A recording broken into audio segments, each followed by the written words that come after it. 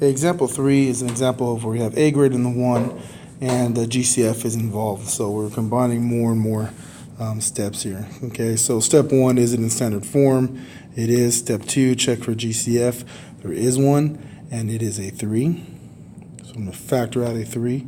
So then divide that 3 into each term. So 9x squared divided by 3 is 3x squared. 66x divided by 3 is positive 22x. And then 21 divided by 3 is positive 7. Okay, so recall that with X method and a GCF, we are going to only X method what's inside the parentheses here. All right, so let's go ahead and do that. That's the next step, is X method.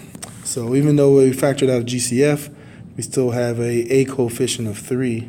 So we'll put a 3 on the bottom of these, and then we're going to have 3 times 7, and that's going to give us 21. Okay, our B value is 22.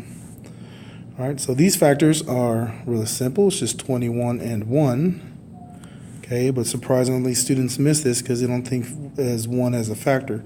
So before you write down no factor, please check to see if multiplying it by 1 will add up to your top number. So 21 times 1 is 21, of course, and 21 plus 1 is 22.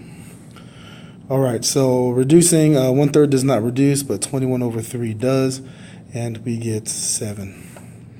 Okay, so now we're going to write it in intercept form. So before I do that, do not forget your GCF. You need to write that in. So 3 times x plus 7 and x plus 1/3. Okay. I'm going to apply the swing method to this parenthesis because it has the fraction.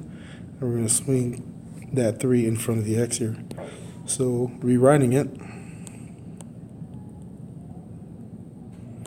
we get 3x plus 1.